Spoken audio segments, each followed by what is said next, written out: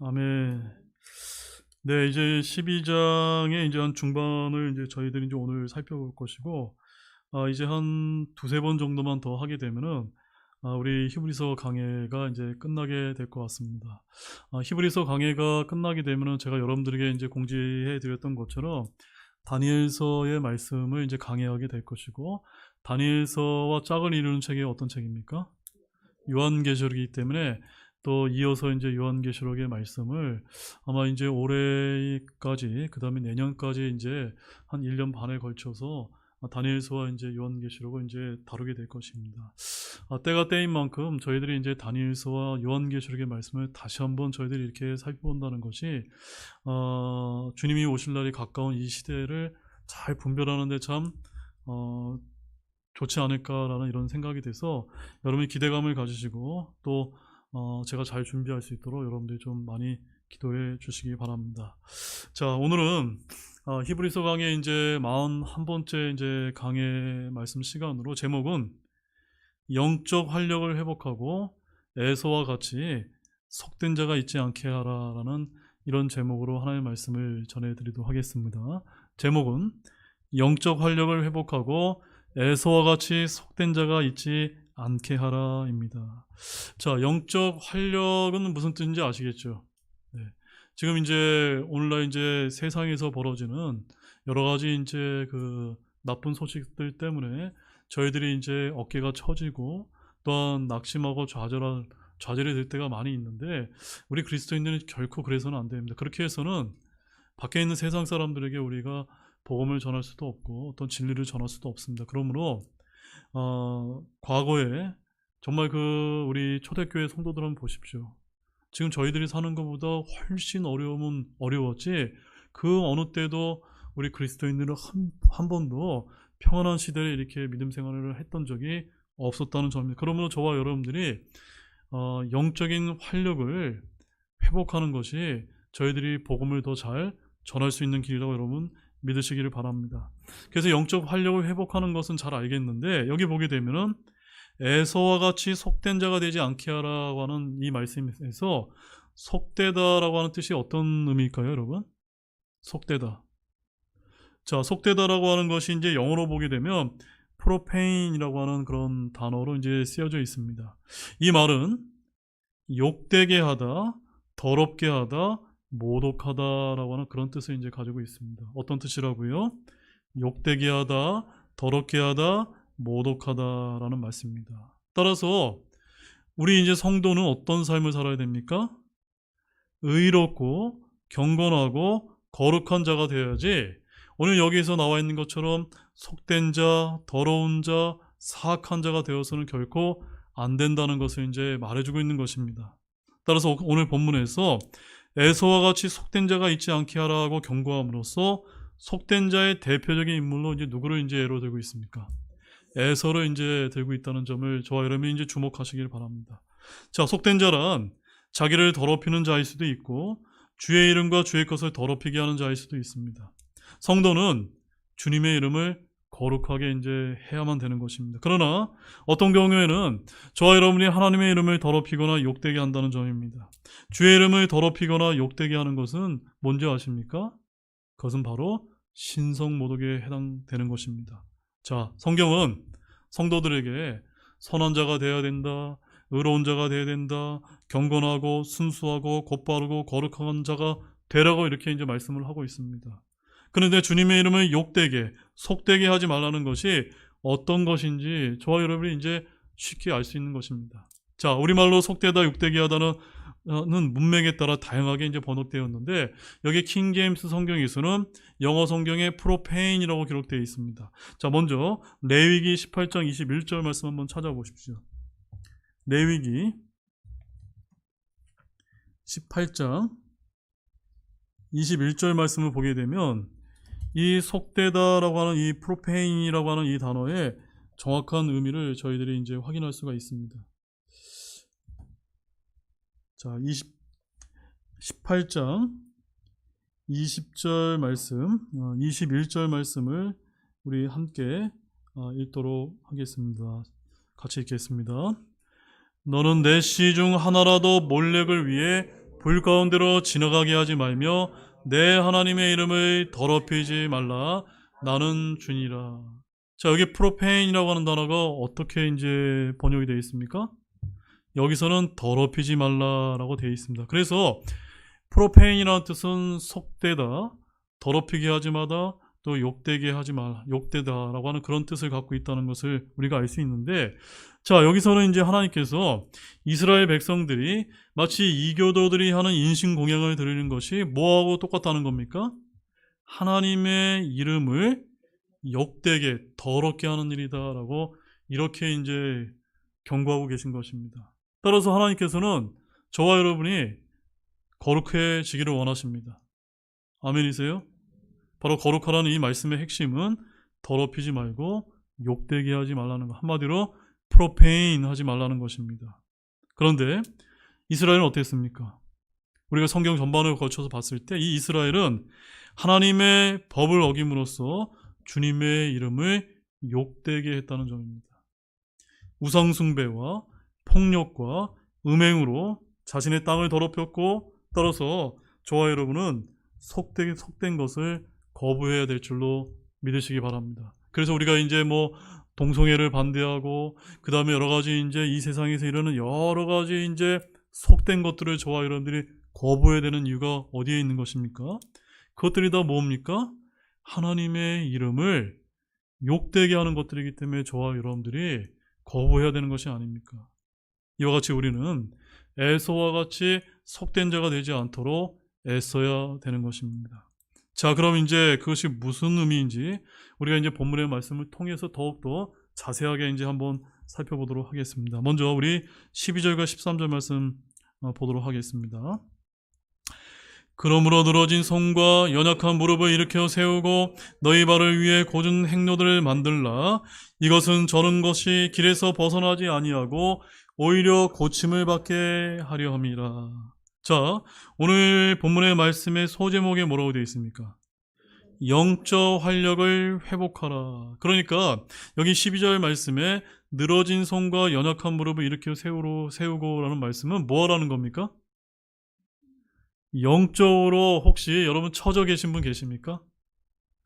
여러 가지 어려운 일 때문에 낙심하고 좌절된 그런 분이 계십니까?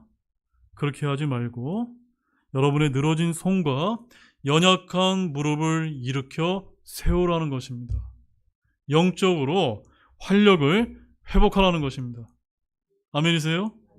그러므로 여기서 그러므로라고 하는 이 말씀은 앞에서 언급되어 있는 하나님의 징계를 받아서 축 처져 있는 이런 하나님의 아들들에게 주신 격려의 말씀이요 위로의 말씀인 것입니다. 어쩌면 저와 여러분에게 해당되는 그런 말씀일지도 모릅니다. 징계를 주시는 하나님께서는 또한 그분의 자녀들에게 힘도 주신다는 것을 여러분 아시기 바랍니다. 하나님께서는 일찍이 이사야서 40장에서 아주 귀한 말씀을 주셨는데 바로 주님을 기다리는 자에게 새 힘을 회복시켜서 새롭게 해주시겠다고 약속해 주셨다는 점입니다. 자, 그 말씀 한번 찾아보십시오. 이사야서 40장 31절 말씀입니다. 이사야서 40장 31절. 자, 이 말씀은 우리가 찬양을 부를 때도 이런 제목들과 내용들이 많이 등장할 때 부르는 곡인데 이 31절 말씀 우리 함께 읽도록 하겠습니다. 주를 기다리는 자들은 자기 힘을 회복하리니 그들은 독수리같이 날개 치며 올라갈 것이요 달려가도 피곤하지 아니하고 걸어가도 기진하지 아니하리라. 아멘. 여러분 이 말씀이 힘이 되십니까? 네. 주를 기다리는 자는 어떻게 한다고요? 자기 힘을 회복한다는 것입니다. 혹시 여러분들이 주님을 열심히 기다리고 또 기다리는데 자신의 힘이 회복되지 않는 분이 있다면 그것은 누구에게 문제가 있는 겁니까? 여러분에게 문제가 있는 거죠. 여러분의 믿음 생활에 무언가 고쳐야 될 것이 있는 것이지 성경 말씀은 주를 기다리는데 왜 내 힘이 회복되지 않는다는 말씀입니까? 주님만을 바라보고 주님의 재림을 소망하는데 당연히 우리는 회복될 수밖에 없는 것입니다. 그런데 이 독수리의 날개 같은 힘을 주신다고 약속하신 그 주님께서 우리는 결코 나약한 모습으로 쓰러져 있으면 안 될 거라고 이제 말씀하고 있는 것입니다. 자, 그런데 오늘 본문을 보게 되면은 늘어진 손과 연약한 무릎이라는 것은 뭘 이제 보여주는 겁니까? 징계를 받아서 또한 승리하는 사람이 아니라 책망을 받고 낙심한 사람들에게 나타나는 그러한 모습이라는 것입니다. 그래서 오늘 본문 5절에서는 뭐라고 얘기합니까? 하반절에 그분께 책망받을 때 어떻게 하지 말라고요? 본문 5절에 어떻게 되어 있습니까? 낙심하지 말라. 한번 읽어보겠습니다. 그분께 책망받을 때 낙심하지 말라. 그 다음에 어떻게 하라고요? 늘어진 손과 연약한 무릎을 일으켜 세우라라는 것입니다. 여러분, 이렇게 아들을 징계하시는 하늘 아버지께서는 결코 저와 여러분을 넘어뜨리기 위해서 고난을 허락하시는 것이 아니라 저와 여러분을 연단시키시고 세우시기 위해 고난을 허락하신다는 것을 깨달을 필요가 있는 것입니다. 우리는 고난이 닥칠 때 오히려 감사하며 그것을 연단의 기회로 이제 여기고 오직 주님을 기다리는 가운데 오늘 본문에 나와 있는 말씀처럼 곧은 행로들을 만들어 저는 것, 즉 쩔뚝거리는 다리로 길에서 벗어나지 않고 오히려 고침을 받을 필요가 있다는 점입니다. 여기서 곧은 행로들을 만들라는 말에 대해서 잠언 4장 26절과 27절에 너무나 잘 설명되어 있는데 그 말씀도 한번 찾아보시겠습니다. 잠언 4장 26절과 27절입니다. 자, 곧은 행로들을 만들라고 하는 이 말씀이 어떤 의미를 뜻하는 것인지 함께 보도록 하겠습니다. 잠언 4장 26절, 27절입니다. 같이 보겠습니다. 내 발의 행로를 곰곰이 생각하고 내 모든 길을 굳게 세우라. 오른쪽으로나 왼쪽으로나 치우치지 말고 내 발을 악에서 옮길지어다. 이 말씀을 가지고 뭐 하나님의 오른쪽의 가치를 추구하는 것이 그것은 잘못됐습니다, 이런 말이 아니라 우리에게 정말 하나님께서 보이신 올바른 길이 있다면 이렇게 다리가 이제 건강하지 못한 사람도 어떻습니까? 휘청휘청대면서 갈지자로 이렇게 걷다 보면 넘어지기도 하고 잘못된 길을 걸어가기도 하는데 우리 그리스도인들은 그래서는 안 된다는 것을 얘기하는 것입니다. 전방을 똑바로 주시하고 경주하는 사람은 결코 오른쪽으로나 왼쪽으로 치우쳐는 안 되고 앞만 보고 달려야 되는 것입니다. 그 앞은 누굴까요? 바로 예수 그리스도라는 겁니다. 죄는 우리를 쉽게 얽어매서 길에서 벗어나게 하고 우리를 넘어뜨리지 않습니까?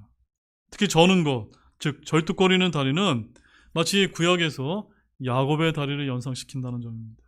우리는 모두 그의 다리처럼 쩔뚝거릴 수가 있고 연약한 무릎일 수도 있습니다. 하지만 하나님께서는 그 무릎을 일으켜 세우고 쩔뚝거리는 다리를 고침받으라고 말씀하고 있는 것입니다.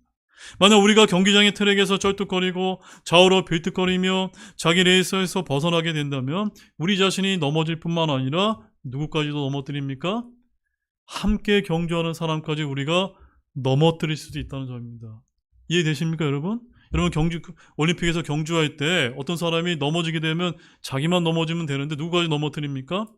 같이 열심히 뛰는 다른 선수까지도 넘어뜨리는 이와 같은 일이 우리 믿음의 경주 안에서도 얼마든지 일어날 수 있다는 것입니다. 그러면 우리는 다리가 상하거나 넘어졌을 때 그대로 주저앉아 낙심하고 있어서는 안 됩니다. 우리는 다시 일어나야만 되는 겁니다. 왜냐하면 하나님께서 우리에게 새 힘을 주시겠다고 약속하셨기 때문입니다. 따라서 저와 여러분들은 주님을 기다리시기만 하면 됩니다. 주님을 신뢰하시기만 하면 됩니다. 이 레이스를 앞서 달려 승리하신 예수님께서 저 꼬린 지점에서 저와 여러분을 향해서 손짓하고 계시기 때문입니다. 우리 앞에 달려갔던 모든 믿음의 선진들은 또 어디에 있습니까? 저 하늘의 관중석에서 소리를 지르면서 저와 여러분을 응원하고 있다는 사실을 믿으시기 바랍니다. 따라서 우리가 넘어지면 함께 안타까워하지만 다시 일어나라고 격려하면서 저 하늘나라에서 응원하고 계심을 믿으면서 일어나시고 걸어가시고 달리는 저와 여러분 모두가 되기를 원합니다. 본문 14절 말씀입니다. 모든 사람과 더불어 화평과 거룩함을 따르라. 거룩함이 없이는 아무도 주를 보지 못하리라. 자, 이 말씀 잘 보시면 됩니다. 이 구절은 놀라운 명령이요 경고인데 모든 사람과 더불어 무엇을 따르라고 명령하고 있습니까? 화평과 거룩함을 따르라는 겁니다. 여러분, 우리 주님은 어떤 창시자입니까? 성경에 의하면 화평의 창시자가 맞습니까, 여러분? 그러나 이 세상에서 우리 그리스도인들은 화평의 창시자이신 주님을 믿고 구원받았지만 세상에서는 혼란케 하는 자요, 또 타협하지 않는 자요, 또한 분리하는 자라는 이런 말을 듣기 쉽다는 점입니다. 왜냐하면 진짜 그리스도인들, 진정한 그리스도인들은 이 불의한 세상과 결단코 일치하지 않고 동화되지 않고 세상과 친구가 되지 않기 때문인 것입니다. 빛과 어둠은 양립할 수 없습니다. 우리 성도들은 다른 세상에 있는 많은 사람들처럼 이 세상을 더 나은 세상을 만들기 위해서 기도하고 일하는 사람이 아니기 때문인 것입니다. 이해하셨습니까? 이 사악한 현 세상에서 세상의 악함과 패역함과 음란함을 증언하고 저와 여러분 진리와 구원의 길을 선포할 뿐이기 때문인 것입니다.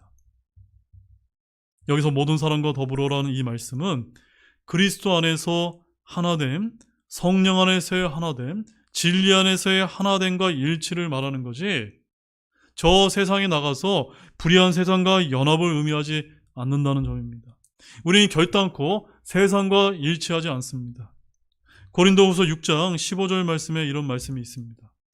그리스도가 벨리알과 무슨 일치를 보겠느냐? 혹은 믿는 자가 믿지 않는 자와 무슨 몫을 나누겠느냐? 우리는 종교 간의 일치도 추구하지 않습니다. 그래서 오늘날 유행하는 WCC 역시 저와 여러분 결단코 반대하는 것이 아닙니까? 그렇다고 해서 우리가 세상이나 세상 정보와 물리적인 충돌을 추구하지 않고 화평을 따라야만 되는 것입니다. 우리는 우리의 믿음과 다른 누구도 박해하지 않습니다. 심지어 하나님을 모독하는 단체들, 또한 사람들, 교회를 핍박하는 사람들에게 맞대어 싸우거나 욕해서는 안 되는 것입니다. 이런 점에서 우리는 모든 사람과 더불어 화평을 따릅니다. 그러나 여러분, 화평만이 전부가 아닙니다. 또 무엇을 따르라고 되어 있습니까? 거룩함을 따르라는 점입니다. 말씀대로 거룩함 역시도 우리는 추구해야만 됩니다. 오늘날 종교인들은 종교 간의 화해 및 일치운동을 통해 모든 사람과 더불어 화평을 따르지만 결코 거룩함을 따르지는 않는다는 점입니다. 거룩함은 혼합이 아니라 분리를 요구합니다. 의가 없는 화평, 거룩함이 없는 화평, 거룩함이 없는 사랑은 거짓이요 오리요 악한 것이기 때문입니다. 따라서 의와 화평, 사랑과 거룩, 화평과 거룩은 분리될 수 없는 조합이라는 사실을 여러분 아시기 바랍니다.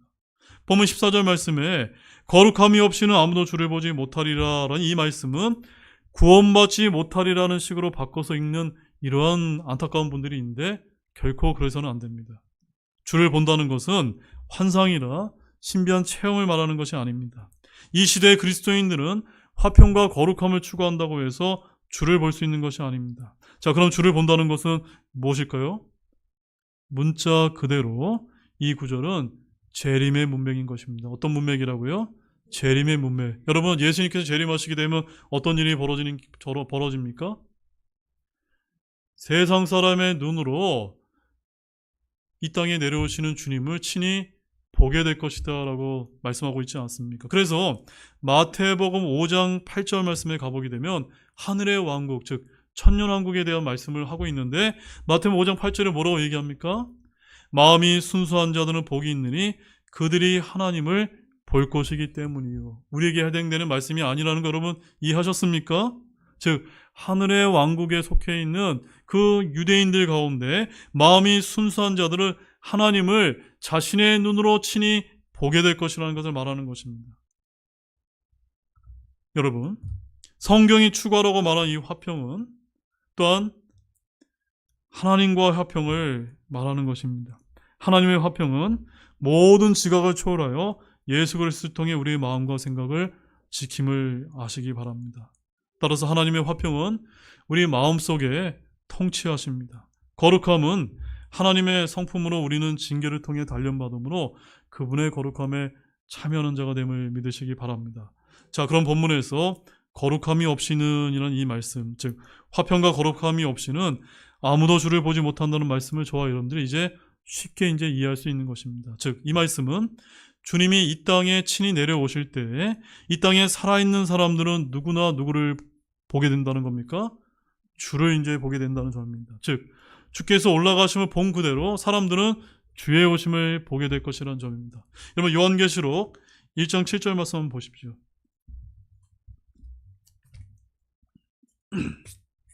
요한계시록 1장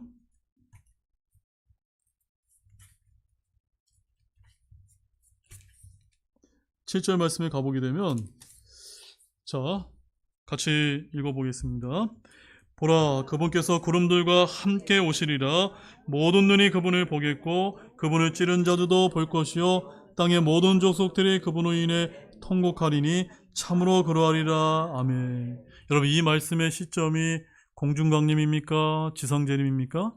지상재림을 얘기하는 것입니다.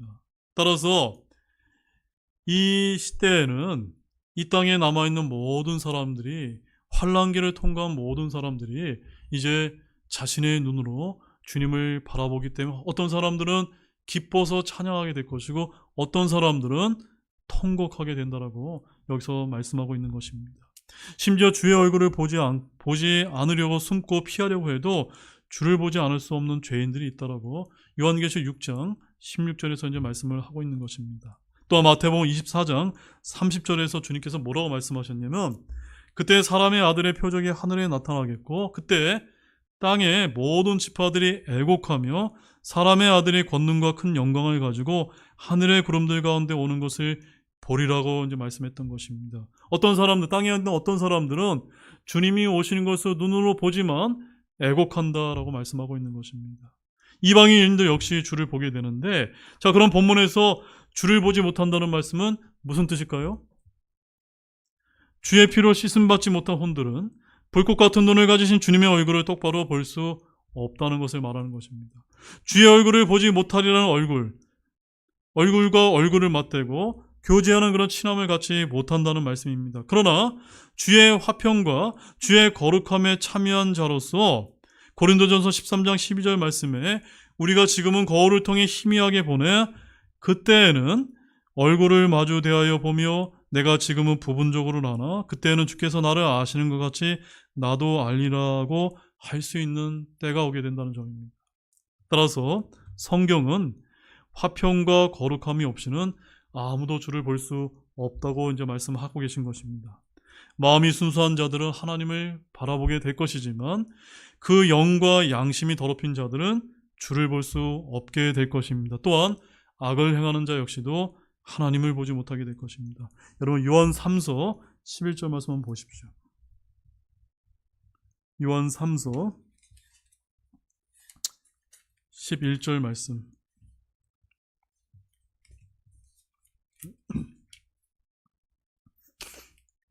함께 읽어보겠습니다. 사랑하는 자여 악한 것을 따르지 말고 선한 것을 따르라.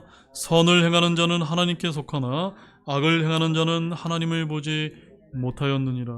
자, 이런 말씀을 저와 여러분들이 서로 맞춰보서 이제 비교해 보게 되면 본문의 의미를 단순 명료하게 우리가 깨달을 수가 있는 것입니다. 자, 본문 15절 말씀입니다. 읽겠습니다. 부지런히 살펴 하나님의 은혜에 이르지 못하게 하는 자가 없게 하고 또 쓴뿌리가 돋아나 너희를 괴롭게 하여 많은 사람이 그것에 의해 더럽히지 않게 하며. 자, 여기 15절 말씀은 영어 킹제임스 성경으로 볼 때 은혜에 이르지 못하게 하는 자가 없게라고 하는 이 말씀에 fail이라고 하는 단어가 쓰여 있습니다. fail은 무슨 뜻입니까? 실패한다라는 것, 은혜에 실패하는 자라는 그런 의미가 되는 것입니다. 자, 이 구절 역시 어떤 말씀이냐면 앞에 있는 문장과 이어지는 문장으로서 이 구절 역시 교리적으로는 재림 때에 히브리인들에게 해당되는 그런 말씀인 것입니다. 지금 이 신약시대 그리스도인들은 하나님의 은혜에 이르지 못한 자, 실패하는 자가 있습니까? 없습니까? 아무도 없기 때문이네. 이 말씀은 지금 우리 시대에 적용되는 말씀이 아니라는 겁니다. 그리스도인들은 예외 없이 은혜로 구원을 받았고 은혜를 통해 의롭게 되었고 은혜로 구속받았으며 은혜로 말미암아 유업의 상속을 받았습니다. 하나님의 은혜로 말미암아 언제든지 은혜의 왕좌로 나아가 담대히 필요를 이제 구할 수가 있습니다. 하나님의 은혜에서 떨어지는 fail하는 그런 그리스도인은 지금 이 신약 시대, 이 교회 시대는 있습니까? 없습니까? 없다는 점입니다. 그렇기 때문에 오늘 이 말씀, 이 본문의 말씀은 누구에게 주는 말씀입니까? 히브리 백성들에게 주는 그런 말씀이라는 사실을 저와 여러분들이 기억할 필요가 있습니다. 바로 이들은 하나님의 은혜에 이르지 못하는 사람이 없도록 부지런히 살피라고 말씀하고 있는 것입니다. 언제요? 주님께서 재림하실 때에 이스라엘 백성들을 민족적인 구원으로 이제 주님께서 다루실 것이기 때문입니다. 그래서 본문의 15절 하반절에 뭐라고 되어 있습니까? 또 쓴뿌리가 돋아나 너희를 괴롭게 하여 많은 사람이 그것에 의해 더럽혀지지 않게 하며 라는 말씀에서 이 너희 역시도 누굽니까? 히브리인들을 대상으로 하고 있음이 분명하다는 점입니다. 야곱의 고난의 때 유대인들 중에는 끝까지 견디는 자가 있고 쓴뿌리가 돋아나 동족 유대인들을 괴롭히는 자들이 이제 많아지게 될 것이라는 점입니다. 즉 출애굽할 때 광야에서 그러했던 것과 마찬가지로 쓴뿌리가 돋아나 사람들을 말미암아 많은 사람들이 괴롭게 되고 그것으로 말미암아 더럽게 되었듯이 7년 환란기 때 역시도 그와 같은 똑같은 일이 반복될 것이라는 점입니다. 이들은 하나님의 은혜에 이르지 못하고 떨어지는 자들인 것입니다. 7년 환란기 때 이기는 자, 남는 자, 끝까지 견디는 자가 되어야지 떨어지는 자, fail하는 그런 자가 되지 말라는 그런 경고의 말씀인 것입니다. 이해하셨습니까? 따라서 이 말씀을 저와 여러분들이 우리 시대에 영적으로, 교훈적으로 오늘날 우리 그리스도인들에게 적용을 하게 되면 우리 그리스도인들 속에 묵은 누룩을 제거하고 형제들 간에 한마음이 되라 실족거리를 두지 말라고 같은 배움을 저와 여러분 역시 또한 얻을 수 있습니다. 한두 사람의 쓴뿌리는 많은 회중의 사람들 중에 사람들을 괴롭히고 더럽히고 또 교회를 파괴한 등의 이런 영적인 교훈 역시도 저와 여러분이 얻을 수가 있습니다. 마음은 은혜로 강건하게 함이 마땅합니다. 영적 배움을 위한 교훈은 말씀을 통해 자신이나 지금 현재 상황에 각자 적용하면 된다는 점입니다. 자, 본문 16절 말씀입니다. 자, 오늘 이제 다뤄야 될 아주 중심 구절인데 함께 보겠습니다. 또 음행하는 자나 혹은 먹을 것 한 조각을 위해 자기의 장자권을 판 에서와 같이 속된 자가 있지 않게 하라. 여러분, 이삭의 아들은 쌍둥이지만 장자는 에서입니다. 그러나 장자권은 누가 차지했습니까? 야곱이 차지했습니다. 그래서 성경은 에서를 일컬어 뭐라고 이제 지칭하는 겁니까? 속된 자다라고 하는데 거기에는 이제 두 가지 이유가 있습니다. 하나는 에서는 음행하는 자였습니다. 그는 아무 여자나 취해서 결혼을 했기 때문입니다. 또 에서는 먹을 것 한 조각을 위해서 자기의 장자권을 이제 팔았던 자입니다. 그는 배를 섬기는 자로서 영적인 지위나 신분이나 가치를 무엇과 바꿨습니까? 팥죽 한 그릇과 바꾼 그런 사람이었다는 점입니다. 세상은 이런 사람을 뭐라고 부릅니까? 현실주의자 또는 실용주의자라고 이제 우리가 그렇게 이제 칭찬할 수 있지만 하나님은 그런 자를 뭐라고 부릅니까? 속된 자다라고 이렇게 부르시는 것입니다. 즉 하나님보다 만몬을 더 사랑하고 이런 자는 속된 자인 것입니다. 또한 그리스도의 일보다 자신의 일을 더 돌아보는 자 역시도 속된 자인 것입니다. 또한 자기 배를 섬기는 자 역시도 속된 자라는 것을 아시기 바랍니다. 그런데 히브리인들은 특별히 이 구절에서 더더욱더 주의를 이제 하라고 이제 말씀하고 계신 것입니다. 아브라함의 씨라고 해서 모두 구원받는 것이 아니라 모두 약속의 땅 복을 상속받는 것이 아니기 때문입니다. 자, 성경은 말하기를 로마서 9장 7절 말씀에 이와 같은 말씀이 있습니다. 그들이 아브라함의 씨라고 해서 다 아이들이 아니기 때문이라 오히려 그분께서 이르기를 이삭 안에서 내 씨가 부름을 받으리라 하셨으니 라고 말씀하셨습니다. 이해하셨습니까? 아브라함의 씨였던 이스마엘은 여기에 해당 사항이 있습니까? 없습니까? 없었던 것입니다. 그러나 에서는 이스마엘처럼 노예 여종에게서 난 자식이 아니라 이삭과 리브가 사이에서 난 장자였다는 점입니다. 하지만 그는 복을 상속받지 못했습니다. 왜냐하면 그는 왜 복을 상속받지 못했습니까? 속된 자였기 때문인 것입니다. 따라서 에서와 같이 속된 자는 아무리 아브라함의 자손이요 이삭의 자녀라 해도 약속의 상속을 받지 못한다는 것입니다. 자, 이것은 뭘 뜻하는 거냐면 7년 환란기가 되게 되면은 이스라엘 사람들 가운데 한 조각의 빵을 위해서 에서처럼 속된 자들이 속출하게 될 것을 이제 뜻하는 것입니다. 어떤 이들은 짐승의 형상에게 경배하게 될 것이고 적그리스도의 표를 받게 될 것입니다. 왜 그렇죠, 여러분? 먹고 사지 못하기 때문에 짐승의 표를 받아야 된다는 사람들이 생겨날 것이기 때문입니다. 따라서 이스라엘에 닥친 전무후무한 고난 속에서 쓴뿌리가 돋아 형제들을 괴롭게 하고 더럽히며 하나님의 백성이나 지위와 특권을 팔아버릴 사람들이 얼마나 많을지 우리는 성경을 통해서 발견하게 되는 것입니다. 그래서 16절 말씀에서 뭐라고 말씀하는 겁니까? 히브리인들에게 에서와 같이 속된 자가 있지 않게 하라라고 이렇게 이제 경고하고 계신 것입니다. 자, 이것은 히브리인들이 야곱의 고난의 때에 처할 때 항상 기억해야 될 말씀을 알려주고 계신 것입니다. 고난을 하나님의 징계를 여기고 견디게 되면 의의 화평이 열매를 맺습니다. 또한 하나님의 거룩함에 참여하게 됩니다. 그러나 7년 환란기 때 적그리스도와 거짓 대언자에게 속에서 동조하게 되면 그는 구원을 얻지 못하게 된다는 그런 말씀이 되는 것입니다. 이미 그들에게 주어진 천년왕국이란 유업의 상속 역시도 얻지 못하게 된다는 그런 경고의 말씀이 되는 것입니다. 자, 17절 말씀입니다. 함께 읽겠습니다. 너희가 아는 바와 같이 그 뒤에 그가 복을 상속받으려 하였을 때 거절당하였으니 그가 눈물을 흘리며 간절히 뜻을 돌리기를 구하였으나 뜻을 돌릴 것을 찾지 못하였니라. 누가요? 에서가요. 에서가 왜 그렇습니까? 속된 자였기 때문입니다. 에서는 여느 유대인들과 마찬가지로 아브라함의 씨였습니다. 그는 약속의 자녀인 이삭의 장자였습니다. 그럼에도 불구하고 모든 유대인들이 익히 아는 바와 같이 그는 장자에게 주어지는 복을 상속받지 못했습니다. 여기 본문에 뭐라고 기록되어 있습니까? 그가 복을 상속받으려 하였을 때 어떻게 당했다고요? 거절당했다는 겁니다. 누구에게요? 주께로부터 거절당했다는 겁니다. 즉, 그는 하나님의 언약 백성이 되지 못했다고 하는 것입니다. 그가 눈물을 흘리고 염려하며 뜻을 돌릴 것을 구하였으나 그것을 찾지 못하게 되었다는 점입니다. 여러분, 7년 환란기 때 히브리인들은 에서와 같이 속된 자가 될 때 복을 상속받지 못할 뿐만 아니라 회개의 기회 역시 얻지 못하게 될 것입니다. 하나님은 그들에게 약속의 땅을 상속해 주시는 것을 거절하게 되실 것입니다.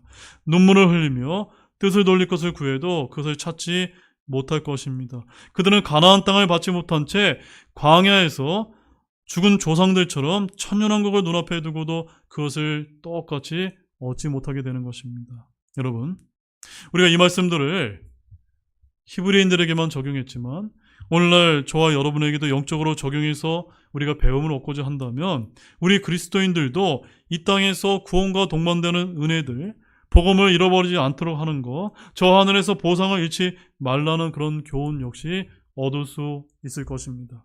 여러분, 고린도전서 3장 15절 말씀 함께 마지막으로 한번 읽고 말씀을 마치도록 하겠습니다. 고린도전서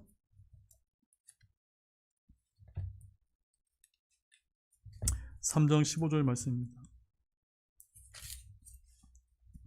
자, 고린도전서 3장의 말씀은 우리 신약의 그리스도인의 죽었을 때 우리 하늘에 올라가서 그리스도의 심판석 앞에서 주님으로부터 심판받는 그 말씀을 다루고 있습니다. 15절 말씀 읽겠습니다. 어떤 사람의 일이 불타면 그는 보상의 손실을 당하리라. 그러나 그 자신은 구원을 받되 불에 의해 받는 것 같이 받으리라. 비록 저와 여러분은 이 땅에서 예수님 믿고 구원받으면 구원을 영원히 잃어버리지는 않겠지만 무엇은 저와 여러분이 잃어버릴 수 있습니까? 상속, 보상은 잃어버릴 수 있다는 겁니다. 바로 하나님께서 우리에게 약속하신 그 왕관들 가운데 우리에게 약속했던 것들을 저 여러분들이 잃어버릴 수 있음을 여러분 잊지 마시기 바랍니다. 이제 결론의 말씀을 드리겠습니다. 여러분, 우리는 늘어진 손과 연약한 무릎을 일으켜 세워 좌우로 치우치지 않고 예수님을 똑바로 바라보면서 영적 활력을 회복하고 곧장 나아가시기 바랍니다. 특히 우리는 에서와 같이 자기 배를 위해 영적인 것을 포기하고 팔아버리는 속된 자가 되어서는 안 될 것입니다. 그런 자들이 저 하늘에서 울며 회개하고 해서 타버린 일이 다시 복구되지 않기 때문인 것입니다. 먼저 해야 할 것들을 우리의 삶의 우선순위에서 제일 뒤에 둔 자들은 에서와 같이 속된 자들인 것입니다. 우리는 모두 우리 자신을 돌아보고 화평과 거룩함을 따르며 속된 자가 아닌 거룩한 자가 되도록 애쓰시기를 바랍니다. 그런 모든 분들이 되시길 주님의 이름을 간절히 축원합니다. 기도하시겠습니다.